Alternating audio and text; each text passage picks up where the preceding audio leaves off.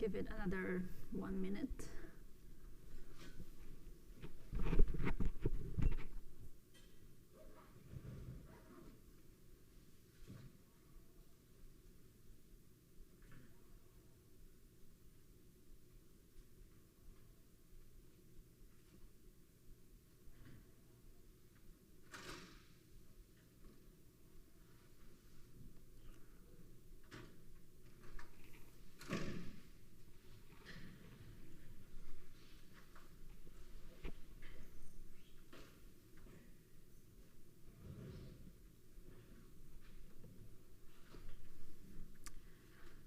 Okay, let's get started.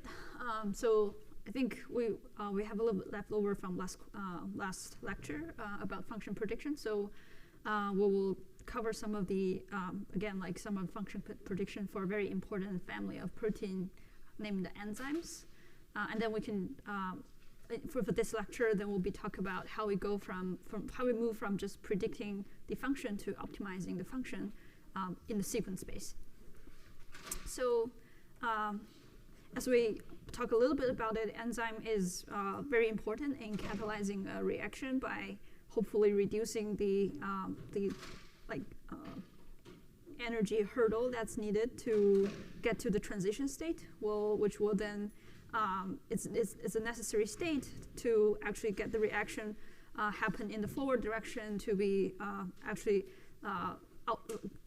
becoming the final product. So in the chemical reaction, we're talking about the reactant, which is the starting sets of small molecules, and then the products is kind of the outcome of the reaction, which is the ending sets of small molecules or ligand.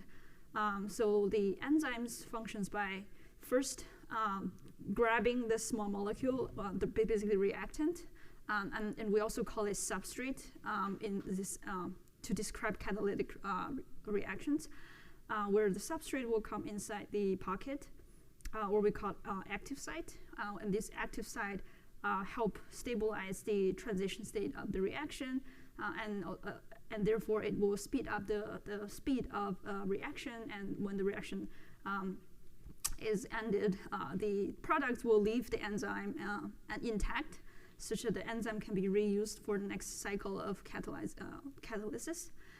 So this is an example of PADase, which is very, again, like very, very important types of enzyme that kind of catalyze the decomposition of PAD, basically a polymer that is kind of used to maybe, it's heavily used polymer for like plastic, which is super unfriendly to environment, and having a very efficient enzyme to basically downgrade this kind of plastics in a high efficiency, it has a lot of promise.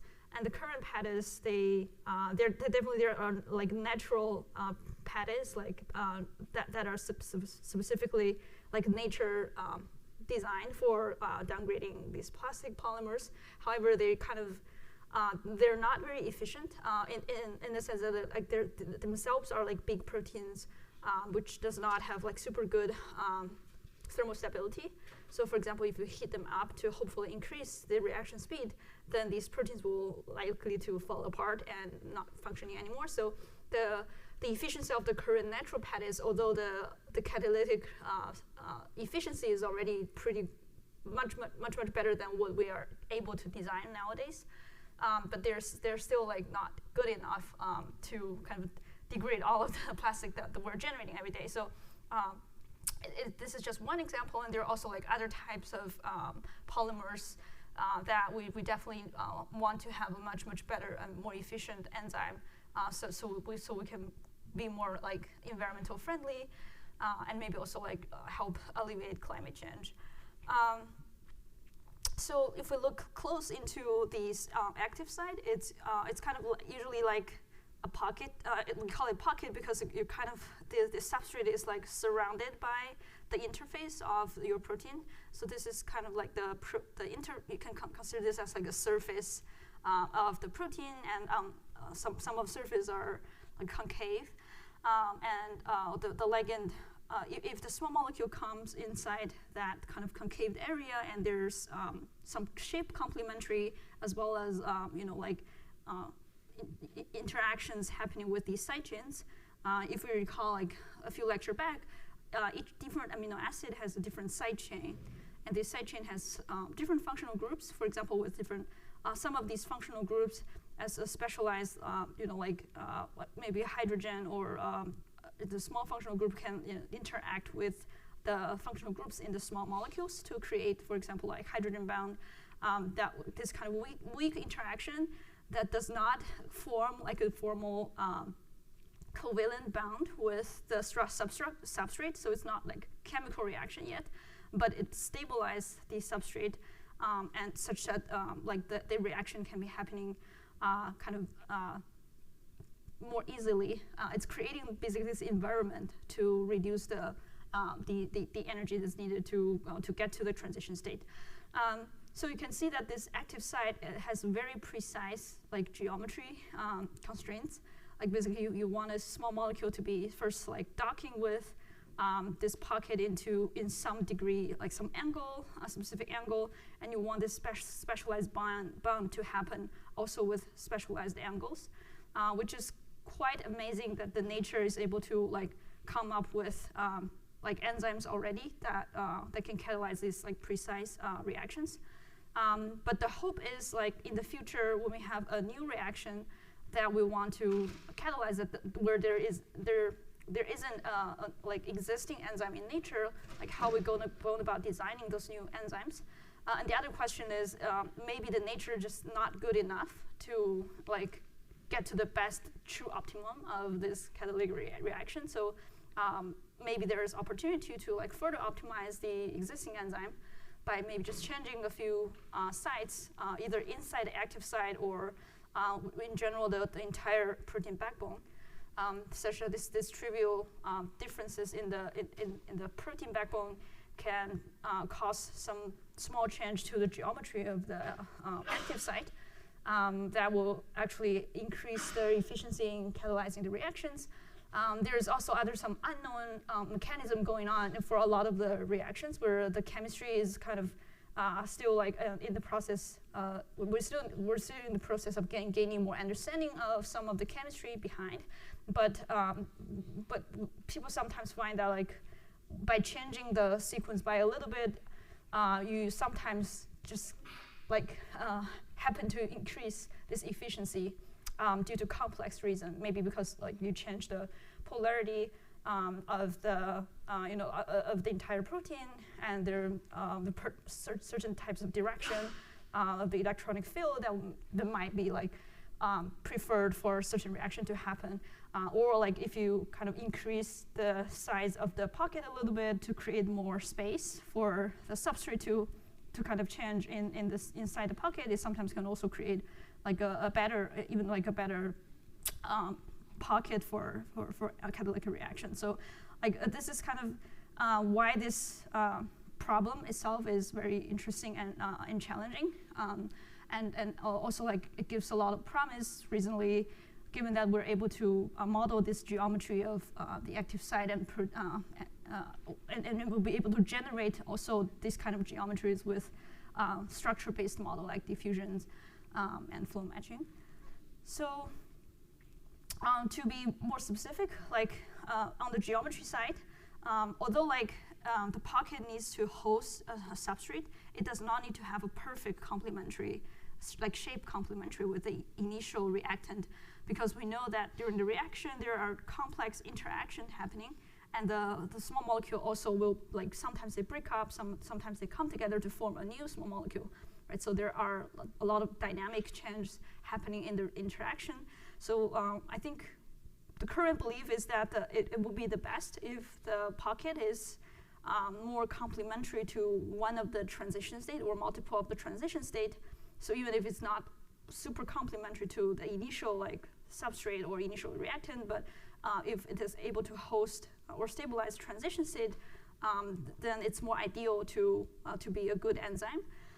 So like then the question will be like, how can we basically model this transition state well from for any like reactions, and how we can design this shape complementary as well as more complex kind of sequence structure co-design problem. So I have to admit there isn't actually a perfect solution yet. So that's why this field is challenging, and that's why I think this is a field that like a lot of effort will be put into in the next decades. But we're beginning to have more understanding and capability of doing this kind of modeling going forward.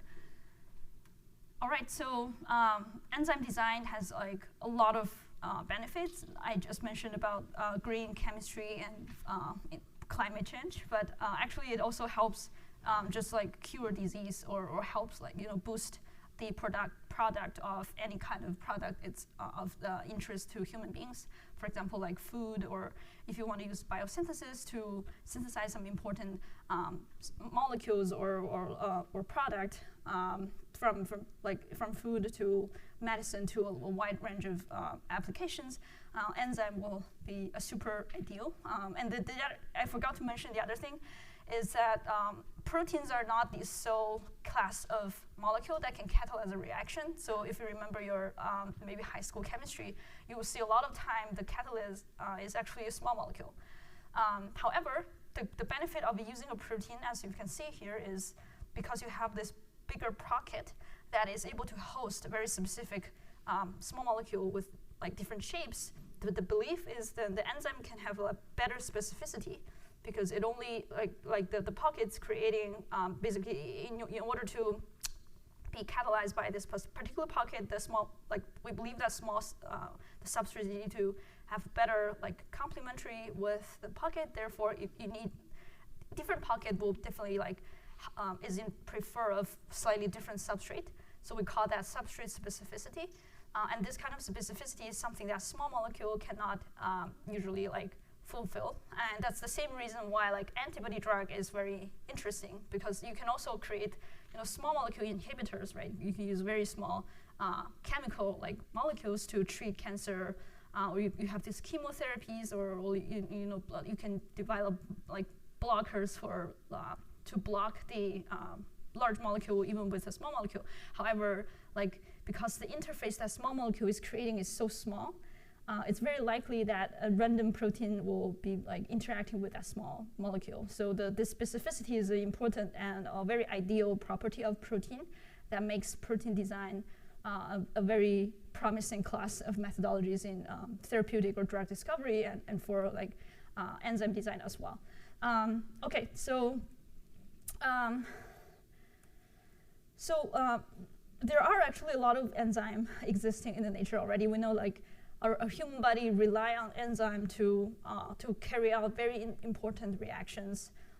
Like I think our whole body, like each organ that requires some sort of enzyme to help. Like even like from like ADP to ATP, like how we produce or consume energy, like rely on enzymes. So in nature, there a lot of the proteins are like enzyme actually, and these enzymes are usually very large molecule with like very large molecular weight, usually like very big proteins with pretty complex structures with a few rigid structures like helix, but oftentimes also like with complex loop structures involved as well.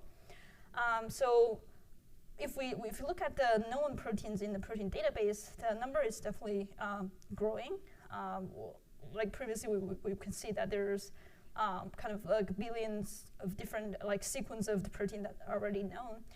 However, not all of them are annotated for their function yet, especially for in terms of like catalytic activities. Not all of the proteins are labeled because like it's just so expensive to kind of manually like create labels for every protein and try out every like enzyme-like protein to see like what kind of reaction you can catalyze, like with the specificity, and a lot of these things previously rely on a human expert, but the speed of like doing this labeling is so slow, such as like the number of not labeled enzyme goes up to like about 200 million, whereas the thing that we're able to label is kind of saturated right now at like 600K. So there have been some study to like use machine learning to predict for a given protein that is enzyme-like. Naturally, there's a question of like whether we can use machine learning to predict the activity of the enzyme and also predict the function of the enzyme. The function here is defined as like what kind of reaction this enzyme is able to catalyze, which is like very difficult to label previously. So a good thing is the field has been studying the problem, and there are more conventional like bioinformatics-based methods where for like a given protein, we just search for homology in the database and see like, oh, there's another enzyme that catalyzes this reaction. Maybe these two look so similar, they must be like catalyzing similar reactions. So this kind of intuition of like the whole bioinformatics in the past. Similarly for DNA functional prediction, we've seen similar study where you just try to create alignment and find homology and try to like guess something from that. However, with this conventional method, still like 1/3 of the sequence cannot be like annotated like accurately. So I think in the past few years there was actually a big effort, including like some groups at UIUC that tried to like use machine learning to accelerate the process of labeling this enzyme, and particularly the labeling here refers to giving the enzyme a functional annotation of its EC number. And just basing off the amino acid sequence. And so EC number is kind of the nomenclature for enzymes, or basically how the field come up with a system of like annotating or classifying enzymes. It has like a single-digit number as to start with. Basically, the first number you see in the EC number is roughly kind of describing what kind of reaction type. We roughly think that there are 6 different types of reactions, from like oxidation to like reduction oxidation, where you kind of usually involve the transferring of a oxygen and change of like covalent bonds.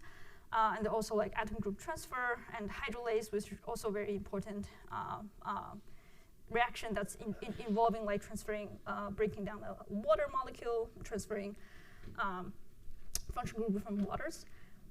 So the first digit kind of roughly decide like which of the function, which kind of reaction roughly you're catalyzing. And there are also finer grained numbers. For example, the second number in the EC number try to categorize like what kind of target you catalyze, what kind of like substrate you're working with. And then there are even more finer grained like subclass for defining more like precisely like which one of these is accepting oxygen or donating the oxygen, for example. So it can be seen that there might be some promiscuity in this EC number mechanism, because, for example, the substrate, there could be some promiscuity in substrate where sometimes similar substrate cannot be like tell apart by the EC number, and there might be also promiscuity from the reaction itself. So there have been a few efforts before this paper called Clean came up, where people also try to build these deep convolutional neural networks, similar to what we learned before with like DNA sequences, where we just try to, given an amino acid sequence, which can be again represented as a one-hot encoding of the amino acid types, we kind of, people try to use like convolutional neural networks to see if we can predict these EC numbers as classes. And what they did essentially, like they built a specific heads of the CNNs to predict the first level of the functional class of the enzyme, and then there was a dedicated subnetwork to predict the second level and the third level and fourth level class for the enzyme. So this method works like already pretty much okay. And usually you want to boost your deep learning method with some bioinformatics-based method. So for some of the enzyme that the model failed to predict confidently, they also like use Diamond, which is kind of a bioinformatics-based search methods to compensate for the places where machine learning cannot predict well. There's also like protein prot infer, which is also a similar network architecture, but with like a diluted convolutional neural networks. And again, it's used in combination with like blast search, which is again like some bioinformatics tools.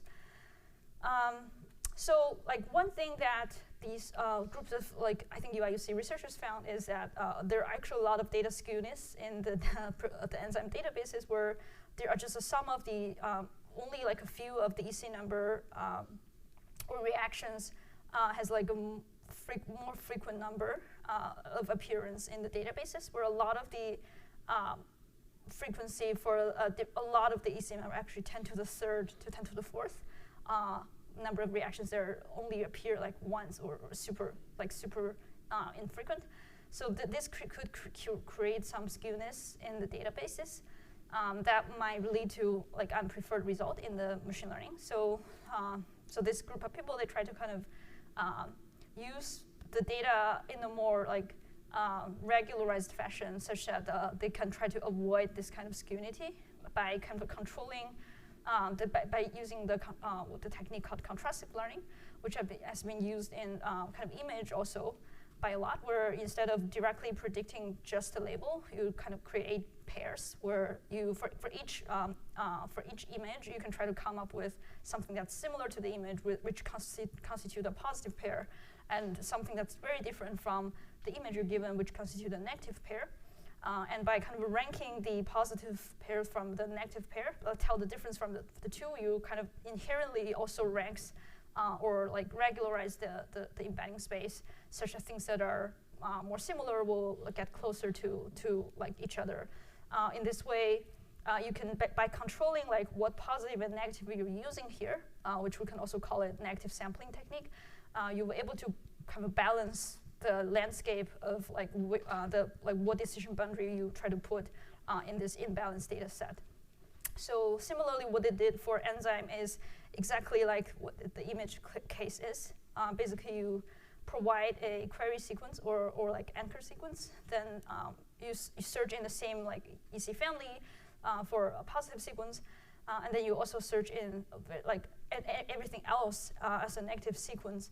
And you train with this contrastive loss, which is computed as a distance function, where you try to you try to encourage like smaller distance for positive pairs, while encourage larger distance for negative pairs. And especially you want this distance between two pairs to be larger than certain margin. So and beyond this margin, it may not be so important, like how far away you are in the space. However, this is like you can imagine the problem here is not is that there are so many negative samples, because everything else besides the positive pair in your same family would count as a negative, and we just cannot train on all possible negative, because that's first inefficient, and also like again we introduce that skewed problem. So then the problem becomes how we sample this negative kind of in a smarter way. Where essentially, if you think about it, like if something is already super negative, super far away from you, then you don't need model to like learn about it anymore, because naturally the embeddings will be very different.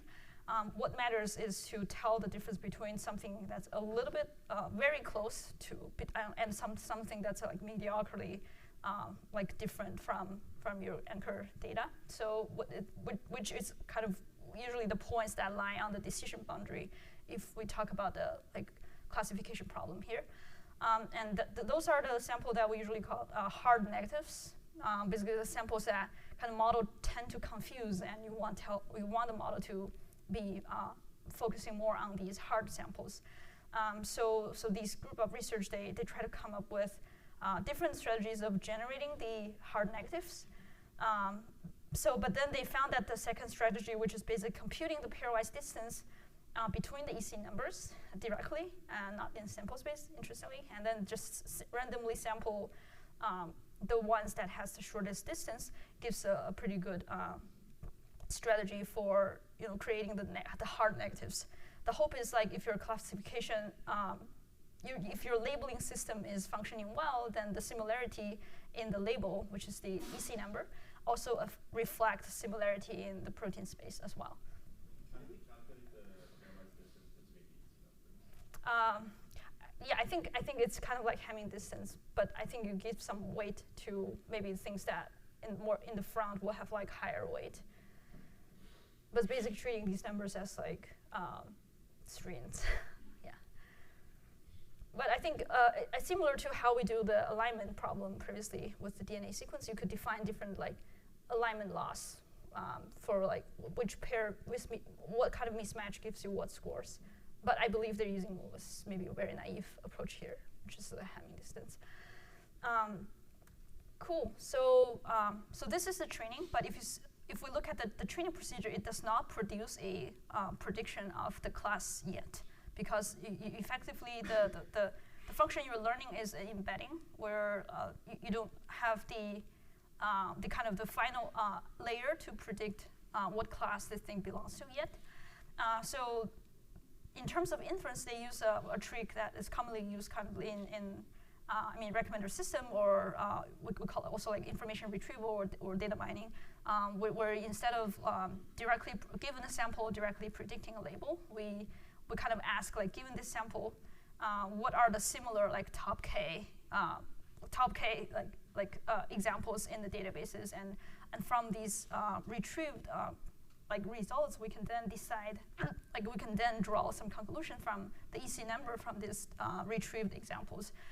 So in kind of document retrieval case, you have like a query of the document, and then you also have like this ranker model that ranks among the databases of different document, and you retrieve like a top K of them, and try to like use the top K to generate the final outcome you want. This is a similar trick that's used here. So they basically calculate they retrieve the top K EC top K like embeddings for EC number. So because we have this embedding, given any sequence, we will be able to compute an EC number embedding just by averaging out the embedding of all the sequences that belong to that EC number. So on top of the sequence embedding, we also get an EC number based embedding, and then during the inference time, we just search between like the search using the similarity between the embedding of my query sequence and the embedding of the EC number, and that will give us like kind of a top K prediction. We can apply like softmax on these distances that essentially give you like a probability as well. So I think essentially you could measure the you can measure like how well you'll be able to retrieve the correct class by retrieving like top K, and they're also measuring kind of F1 score. So and this method called clean more contrastive learning for enzyme annotation achieves much better result compared to like just a naive pre-trained language models like ESM. But it's already like quite amazing that ESM can achieve some level of F1 score in this task as well. All right, so I was thinking about the method we talk about function prediction.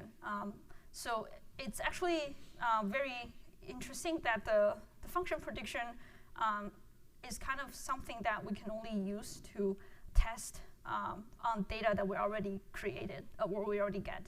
So we can of course use this function predictor for like a new proteins, but it doesn't. But the more interesting application is like how we can make use of these predictors to actually guide the generation of new protein or new drugs that potentially can optimize for the predicted properties. So if we think about the drug discovery, or actually a lot of scientific discovery or engineering process, it involves this iterative cycle of design, build, test, like learn and optimization, where we can start with some solution, either high throughput or low throughput, where the solution might come from nature. And we do some experiment where, like, for example, the saturated mutagenesis that we talked about last time, or we can run like large throughput, high throughput assays to get some data. Where essentially we can use this data can help us to build this predictive model of the function, and that's what we have been so far. But more interesting part is how we can make use of these function predictors to guide the next round of search, such that we will be iterating like with high efficiency on this space of all possible solutions that will lead us to get closer to the true optimum of the space. Of course, there are a lot of different methodology that's developed in each part of this cycle, but we're kind of where the machine learning helps a lot. Previously has been this learn part, where people just try to build whatever a predictor from the data, and then just use the model as kind of a simulator of the environment. But I think in the more recent years, the interest has been shifting from just predicting to optimization, and to also the design part, where like how we can just improve the entire pipeline with AI. So more specifically, assuming that we have some like in vitro results, which gives us this kind of data, and we're able to train like a current version of the function prediction. The optimization is basically the process where, given the function of x, which x is our current input search space, which is the sequence space, optimization involves basically finding a better solution on the current function, or given the current function, which usually mathematically we can write it as argmax with respect to x. And the goal here is to find the next batch of x's, which hopefully optimize for a certain function f of x. And we can use this sets of x as the next round candidates, where we get true label for, and we can refine our training data and update our function, and we can repeat this iterative process again. So eventually you can consider about this problem of iterative optimization, where given this very noisy landscape defined like over all possible sequences, we can iteratively making these jumps in this landscape such that eventually we can get to an optimized area, which is closer to the true optimum. Any questions so far for the setup? Okay, great. So actually before machine learning or optimization come out, there are actually a lot of the biologists and chemists already have a smart idea that borrowed from nature about how to go about optimizing these functions, even without heavily relying on these learning steps or any optimization algorithm, which is a technique that's commonly used in the past. Is called directed evolution, which also won the Nobel Prize in one of the years previously. So I think the intuition here is very simple. So there is actually a methodology in optimization, an algorithm called genetic algorithm, or evolutionary algorithm, where basically we can think about iterative optimization as the process of searching over a large high-dimensional space with sparse feedbacks. And the goal here is to reach the optimum with like smallest number of budgets as possible. But since that we are learning about this landscape while we're going, we don't know the landscape well. There's a very important mindset here called exploration and exploitation, where we want to kind of explore the landscape such that we can gather some information about the landscape, and then exploitation means we use the knowledge we gain to like inform where we go next.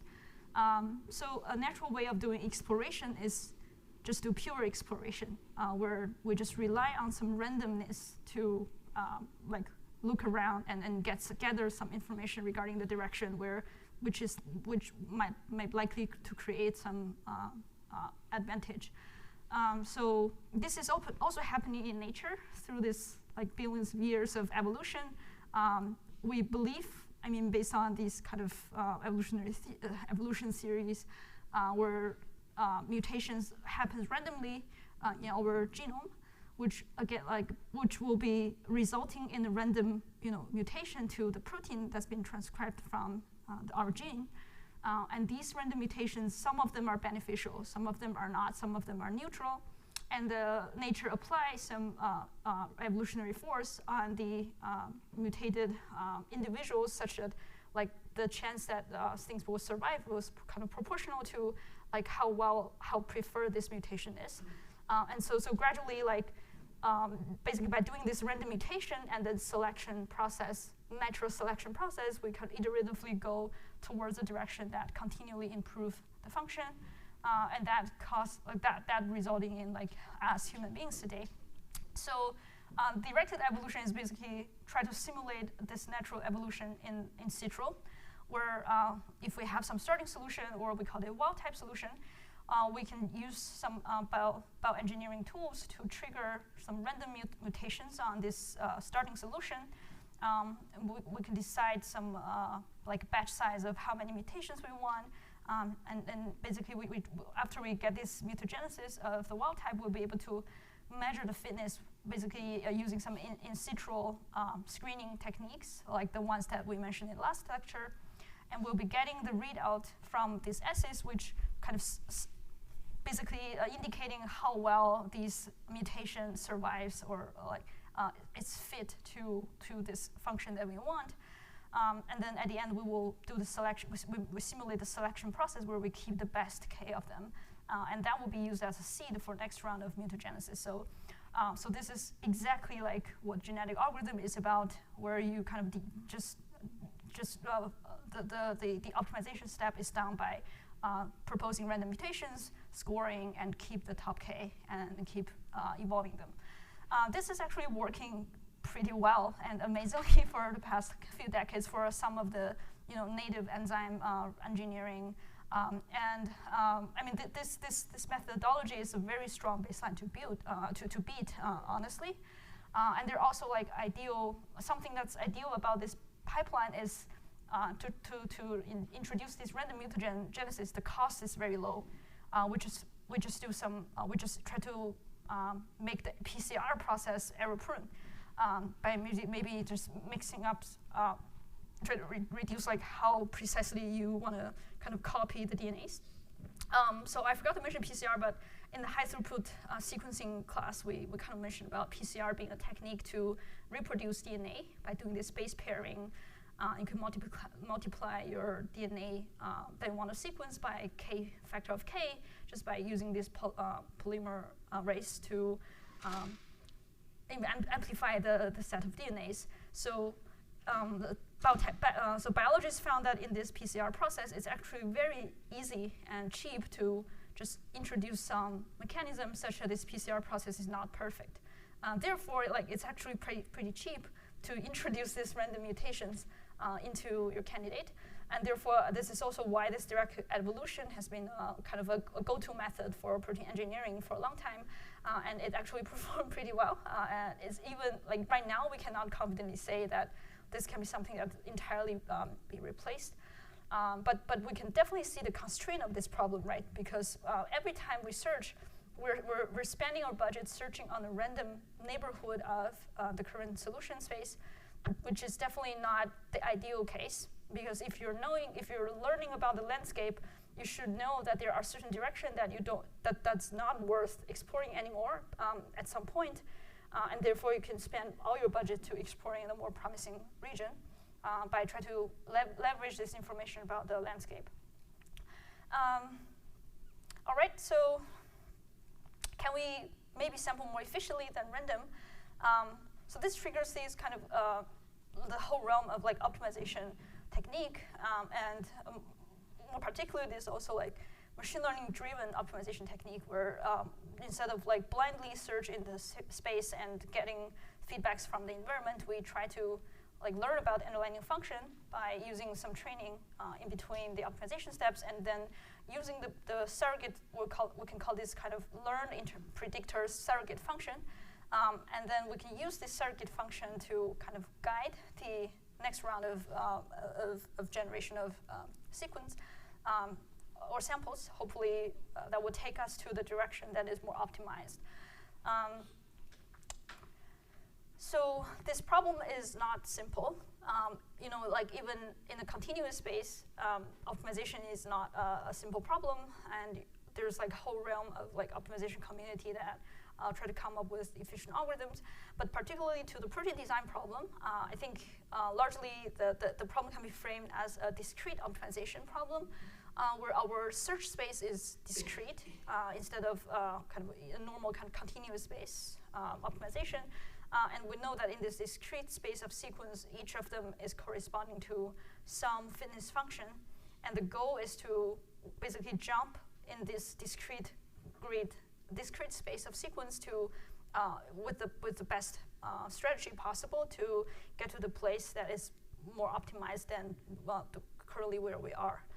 So there are like different mindset really like considering like this process, but I think essentially we can understand this problem as like finding the best strategy of jumping to the next solution, and how we do multiple jump of such solutions such that we guarantee that we're sampling or we're moving towards a better space.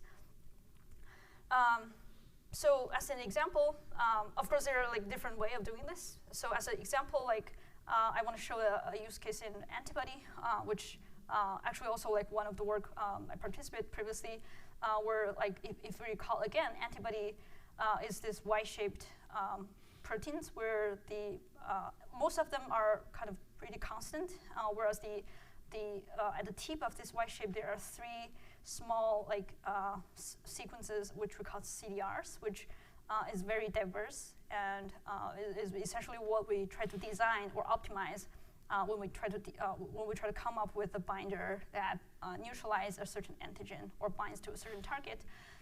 Two things here are very important. The first is getting good affinity, and the other thing is getting good specificity, so we don't bind to every target. So I kind of go through this part really quickly last week, but I want to emphasize that antibody is a very important realm of drugs for like that shows a lot of promise in curing a wide range of disease that are previously thought untreatable with, for example, small molecule drugs, particularly because of the specificity that I mentioned. Because for cancer, a lot of these mutations they're triggering very like cell type specific and tumor cell specific changes, where it's really difficult to target just the tumor cells without a highly specific binder. And small molecule kind of, you only have a very limited amount of specificity in targeting these targets. And the other thing about antibody is because of this constant region, which is a very strong functioning part for like for our immune system, to get something that's specific at the tip and binds to the target, we can actually use this functioning domain of the antibody naturally as a weapon to kill the cells, because this functional domain can engage our immune system to kill what's been recognized and bind to. And this is also what small molecule cannot do. And you can consider like we could also call, there are some like antibody drug conjugate, where you could basically conjugate a small molecule drug to their antibody, or you can also conjugate some like radionuclide to your antibody, where you have the specificity of the antibody, but also have the treatment effect from the thing that you attach to antibody, which is also very promising like type of drug, like ADC. And you can also make multiple antibodies and like surround them together, and you can like put them on top of like small capsid, which carries the drug you want, and just let the antibody to kind of like the radar to lead to the targeted tumor cell. So in short, this is a very important class of drug discovery, and it's also like the most beneficial, commercially beneficial area where a lot of the AI drug discovery companies heavily invest in. And as I mentioned again, the problem here becomes like how we optimize these CDR regions and how we're able to like predict the interactions between a different CDR, like different antibody with the antigen. And I don't mention framework by a lot, because framework are, you can consider framework being like some template that kind of host these tip fingers of antibody CDRs.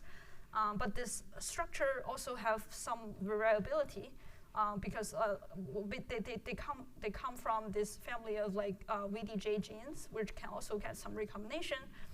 So each of us carries a slightly different template, but because of this also like diversity in the VDJ gene. So there's also the problem of like how we study the variabilities in this framework region, and how this framework region comes together with these CDR regions to create a final protein that is able to carry out antibody functions. Okay, so another challenge is we found that first of all, the antibody, the CDR, first of all, antibody CDRs are highly diverse. Therefore, it's impossible to it's just impossible to get structure for like all kinds of antibodies. So we're only having a very small amount of actual structures that have this like CDR loop region being like tested for structures. But instead, we have like much more, maybe 10 to the 10th or higher number of sequence data just by sequencing the human repertoire of B cells. So the data imbalance is also like very severe for the antibody. And the other thing is because of the antibodies are kind of, they're more like these kind of loop structures, which are harder to predict in general with the structure, like the folding prediction models. So even AlphaFold, and this is the data from AlphaFold 2, but even with AlphaFold 3, there's just a kind of a certain limit where the AlphaFold 3 model is able to accurately characterize these loop interactions between antibody antigens. So there's a limit of like how the current structure-based model is able to predict functions of antibodies and optimize these functions of antibodies. So so we can think of the alternative being kind of try to generate data and make use of the data from the sequence side to complement these difficulties in modeling the structure directly. And thanks to the like this type of in vitro assay, which is like cell-based assay or called yeast display or phage display, we were actually able to generate testing data for a given target with very high throughput. So I mentioned about this like phage display assay last time, but in short, you put kind of 10 to the 10th different sequence into phage, and you can test them by like just putting them on top of the plate with the target and continually like wash away things that don't bind and grow things that bind. So at the end, things that actually bind with higher affinity will be amplified, and things that don't bind will be depleted. So the conventional antibody discovery pipeline, this is like really conventional ones that like it's been used for the pharmaceuticals for decades, is actually doing this phage display as a starting point. But at the end of the phage display, they just throw away everything else and take the top 10 clones from the final survivors. And on these top 10 clones, they do this random mutagenesis, which is kind of like directed evolution. And in antibody space, they call it affinity maturation. So with several of these random mutagenesis, they were able to get an optimized antibody. And finally, they will put these the best ones from this random mutagenesis to like low throughput verification. What's the difference between the random mutagenesis and the mutational scan? I think mutational scan is to generate. Yeah, I think they're very similar, but mutational scan is kind of more related to kind of understanding the local like landscape of what the mutation can cause. So in the sense that it's down for generating data to kind of understand the space, versus mutagenesis or directed evolution has the goal of improving the protein, if that explains. But they're very similar, essentially, yeah. Right, so we can see that in this traditional pipeline, there are a lot of missing opportunity here. The first of all is they basically throw away a lot of these very precious data and just take the final top 10 clones, which we're able to actually, there are some information that we can learn from it already. And secondly, this like affinity maturation, again, is relying on this randomness, random search, which sometimes may not give you the best result possible. So then we kind of thought about like, can we uncover this kind of hidden gem and just do a more like machine learning driven or deep learning driven approach? So basically, we can think of like in each of these round of phage display, we're actually using the next generation sequencing, we're actually able to recover the data that has been generated during this entire process. We can track for this 10 to the 9th different sequence how they become, whether they become more enriched or they become like depleted. So after the 3 rounds of panning, we can basically get some data that is kind of reflecting of whether or not something is enriched or not, and we can use that as kind of the proxy of whether this thing binds or not. So we can further think about using this data to train a deep learning model, which is the function prediction model, and then if we have the model which is able to capture some local landscape, we can use the model to guide the optimization of the sequence, such that when we compare the machine learning optimized sequence with the panning derived, like the best binders derived from this panning assay, it should be better than what we already seen. And we can also add some control library, but basically we can consider using a second round of phage panning to compare the machine learning design binders and panning derived binders to see if these binders like becomes more enriched than the seeds or panning derived binders. In terms of the data we're getting, we can consider like with the next generation sequencing, we're able to get like millions of read counts for different sequences, and we can map this reads to a particular sequence of CDRs, which gives us kind of the frequency of that sequence in different rounds. And as I mentioned, things that binds tend to be more enriched. So we come up with this enrichment measure, which is basically the log of the ratio between round 3 frequency and round 2 frequency, or round 3 frequency versus round 1 frequency. You can see the separation of binders with non-binders.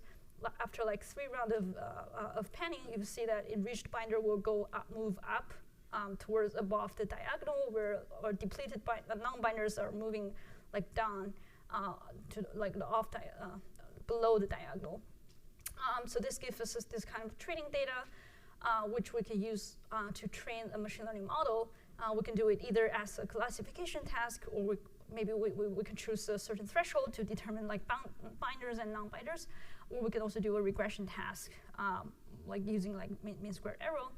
So at the end, we'll be able to kind of see this. Also, if we analyze the sequence that we get, there actually this like clustering effect where like because we know like things that binds to similar targets should kind of have like a little bit like similar structure, which will resulting in similar sequence composition. So we do also observe some families in the binding sequences. So in our paper, we just use kind of ensemble of convolutional neural networks, which is very popular at the time. And as I mentioned, in our DNA like sequence modeling task, these convolutional neural networks has a really good correspondence with like motifs, sequence motifs. So it has to be shown to be pretty effective in modeling like natural sequences, especially with like short sequences like CDR3s, which are usually at the length of like 8 to 25. So it's kind of short, so we don't really need too complex methodologies sometimes. Then the ensemble is again like, because we have like limited data comparing to the all possible antibody space, right? So just try to be sure that we're not overfitting or being overconfident in the space. We also adopt this deep ensemble approach, where instead of just modeling a point estimation, we also try to capture the uncertainty of our like model predictions. So we essentially, like as we described in the deep ensemble lecture, from these ensembles of data, we'll be able to get both the mean prediction and an uncertainty characterized by the estimated variance. So we show that the correlation between predictions and the experimental result for like if you have some holdout sequence where you just repeat the experiment twice, you will see actually not a perfect correlation between two experimental replica. So that's why like we kind of show this as a control, where if we do the prediction versus experiment, you get the similar correlation as if you were doing the experiment twice. Just showing there's a noise in the data that is just impossible to fit perfectly. And also we can show that using the ensemble models actually always produce better results when predicting on these holdout sets, where the blue ones are the ensemble mean prediction, and the red ones are like each single model's prediction. And we can see that this ensemble like uncertainty aware model does improve in terms of like predicting generalizing to like unseen sequences. And we can also quantify the uncertainty measurement with the actually observed error and see there's actually a calibration between the estimated uncertainty and actual performance. So now that we have a model, how can we go from like having a prediction model to optimizing on the sequence space? So I mean, I described this problem of discrete generation, but I think one naive approach we can think about is, even though we're operating in a discrete space, underlining that space, there could be a continuous relaxation. So what this neural network is learning is actually, this neural network is able to predict something that's outside of the discrete space, and essentially gives you a continuous landscape of sequences. So we kind of took a very simple or naive approach where we just relax this one hot representation to a continuous space, and then we can make use of these nice properties of continuous function optimization, which is basically you can take the gradients from a continuous function and just do gradient descent or gradient ascent on that continuous space.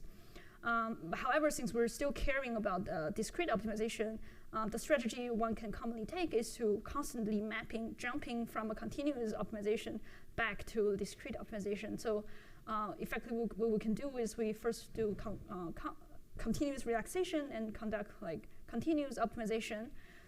And for every k iteration, we can again like map it back to the one hot space by either taking the argmax or doing some sampling. Which will give us basically the solution of a new one hot space. And we can compare if the new sequence has improved score compared to the previous solution. And if it's continue improving, we can continue this gradient optimization procedure until it is saturated. Of course, there are like other ways of doing this. Essentially, we can also consider like learning embedding from the discrete space to a continuous latent space with, for example, variational autoencoders, right? And we can conduct again the continuous optimization on the on the latent space of the VAE, or we can use like genetic algorithm type of thing, where instead of using the ground truth as the oracle, you can train a function and use the function to select like each generation of mutant. For this particular task specifically, it turns out that the gradient-based optimization is pretty impactful. Although like the VAE approach sounds like very interesting, and it's actually also very useful like in other like small molecule optimization domain. But in this particular problem, we found that continualizing the space and doing this kind of gradient optimization already gives us some signal. So if we look at the distribution of the enrichment of the seed, which is the best binder derived from panning, versus the machine learning derived binder, which is the red one, we can see a positive shift, definitely a positive distribution shift. And if we compare the solution, the color is kind of swapped in the second plot, but the best binder we found with machine learning guided optimization is kind of 28 times more better than the phage panning derived binders. So this is kind of showing some very initial, use case of using machine learning guided evolution on antibody sequences. And just to mention that during testing, we're only utilizing 5,000 sequences as a budget to test for this round, and we can already reaching like 28-fold improvement. And this is a measurement from the phage panning, so it's not necessarily correlating with, it's not necessarily accurately reflecting the actual binding affinity, which is usually measured by some low throughput assay like ELISA assay, which gives you more accurate binding affinity or like kind of data that's correlating to the binding energy. So we can also observe improved EC50, which is more accurate version of affinity measurement for the machine learning derived results. All right, so although this methodology kind of gives us some like positive, hints at possible way of optimizing in a discrete sequence, we can wonder that like maybe there is also like some way to directly tackle the discrete optimization problem in the discrete space, right? Like I said, essentially this discrete optimization problem is like jumping in. Sorry, I don't have that plot anymore, but jumping in the discrete space to get to the better place. So can we find such like way of doing such policy of making these discrete jumps directly? So this comes to, of course, there are other methods in this space, but one such method I want to mention today is called Gibbs with gradient, which is also what you're given in the problem set 2. Where it's kind of essentially still like a Monte Carlo Markov chain Monte Carlo methods, but with more considerations of the underlying function space. So it all starts with kind of a converting the optimization problem into a sampling problem, where you can consider like during optimization, you can consider either like directly like follow the gradients to go to the optimized space, or you can consider like, the problem being I want to sample in a distribution, and the distribution is kind of related to the function I want to optimize, right? And this is then we can define some probability or distribution out of the function I care about through this commonly used approach called energy-based model. And you can imagine that this energy-based model is basically kind of like a softmax,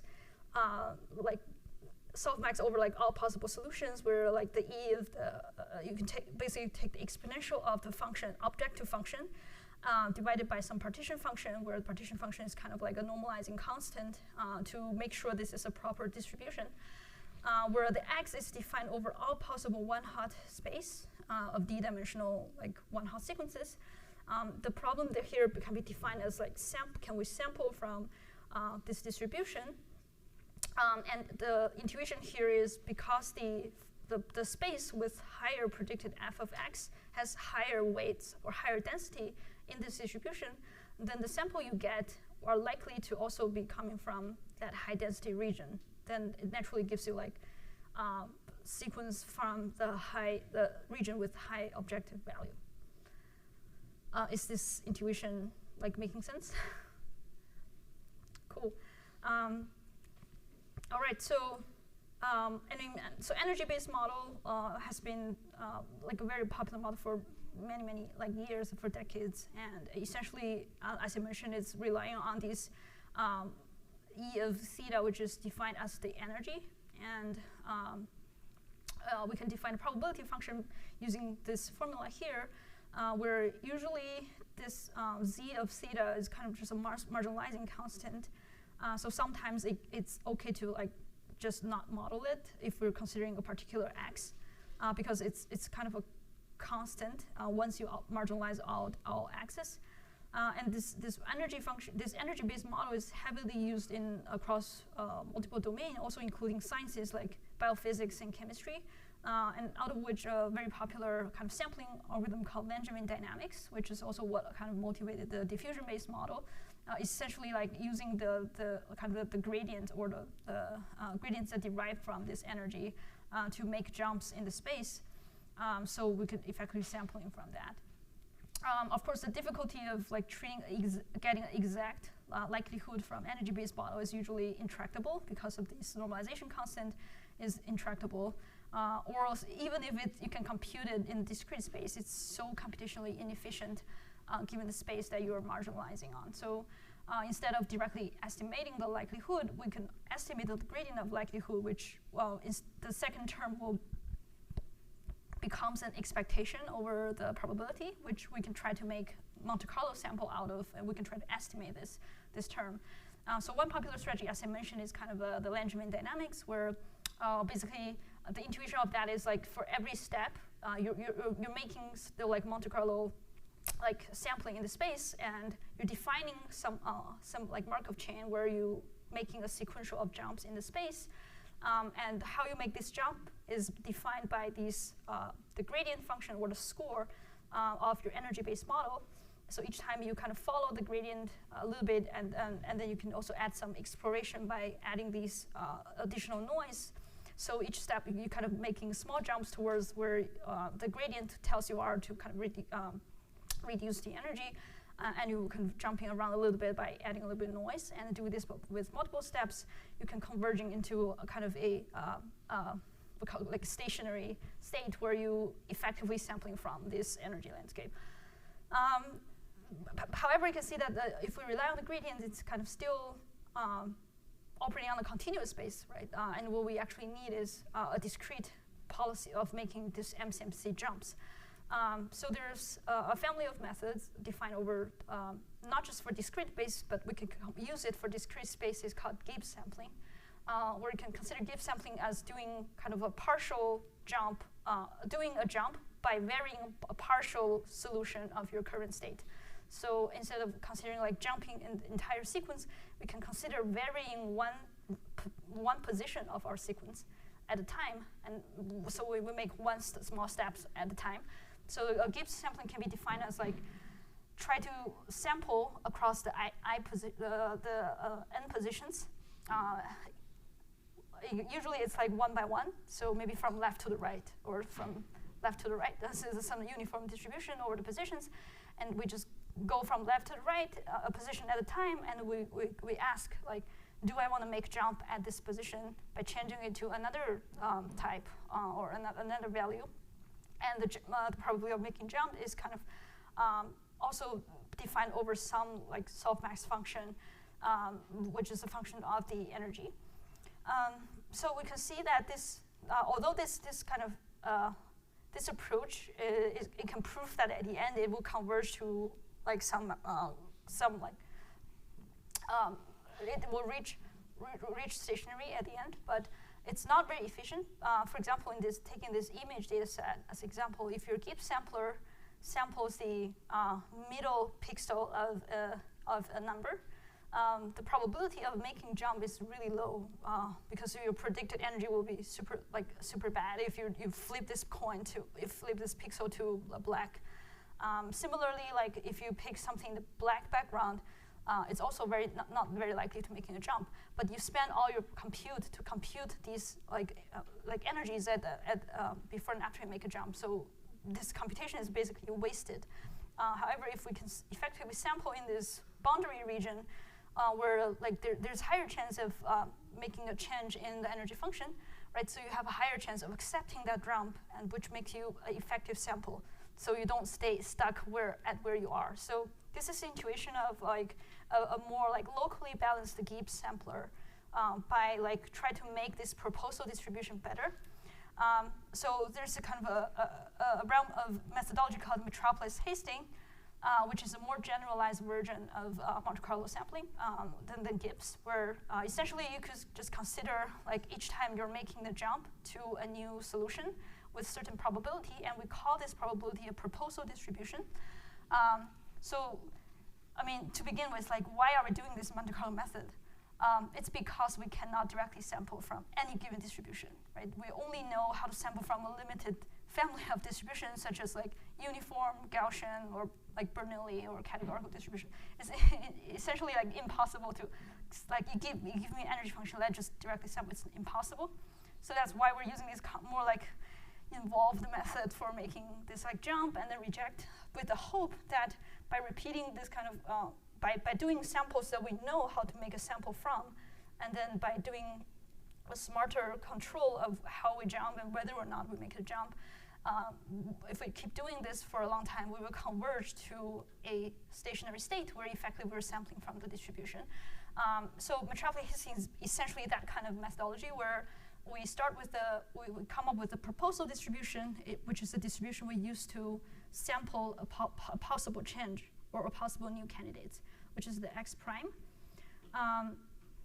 So here, so this slide is using kind of a binary example. So because binary only have two solutions, so essentially you just basically deciding whether or not you want to change a certain dimension or not. So it becomes a probability over positions.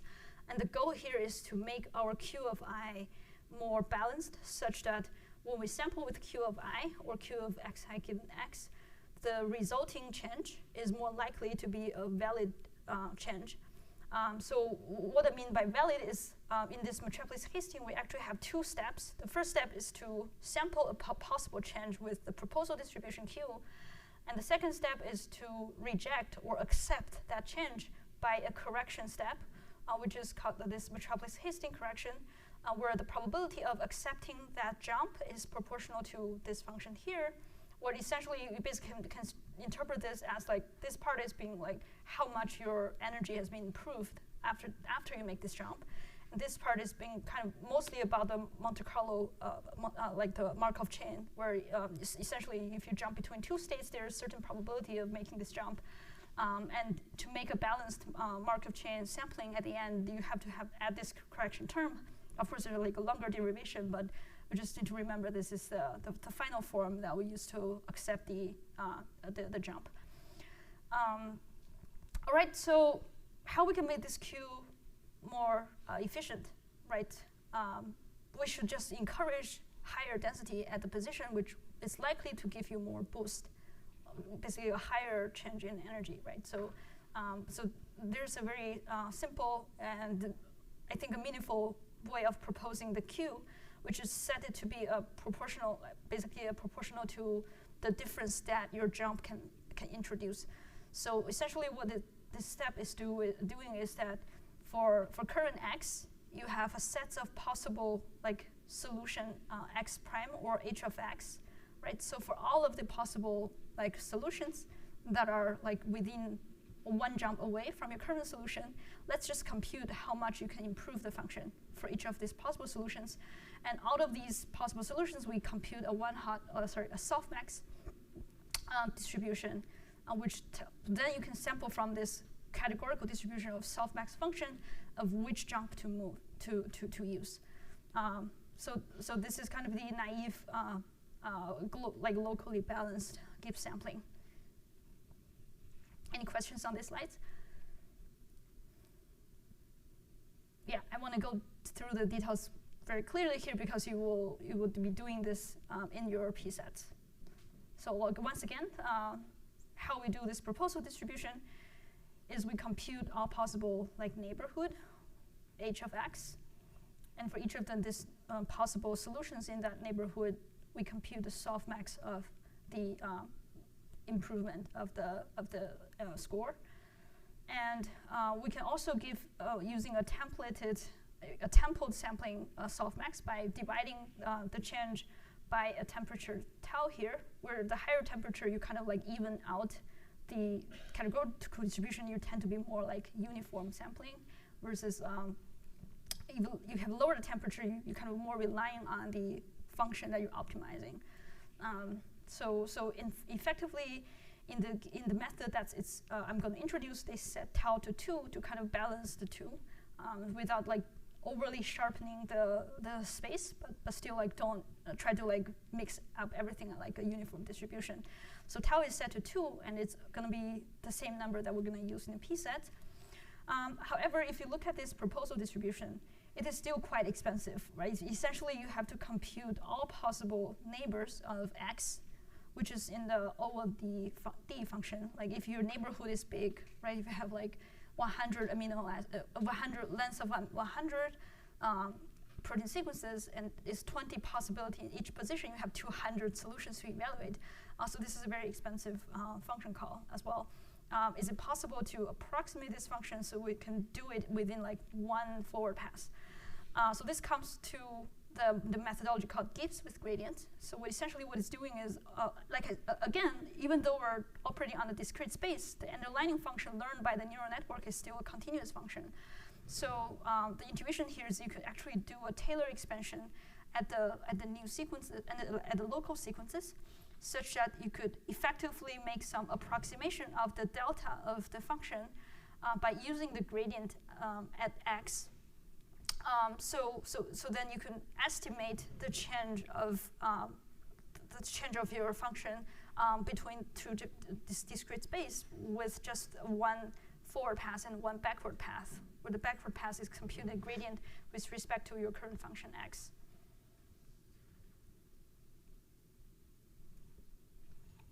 So again, this is the example for binary cases. You could essentially increase the dimensionality to k instead of a binary flipped. So in the homework, we're actually dealing with like higher cardinality than just a 2. But essentially, you could consider like this d of delta x is kind of the difference between the new x and the old x, and it can be estimated by computing the gradient and times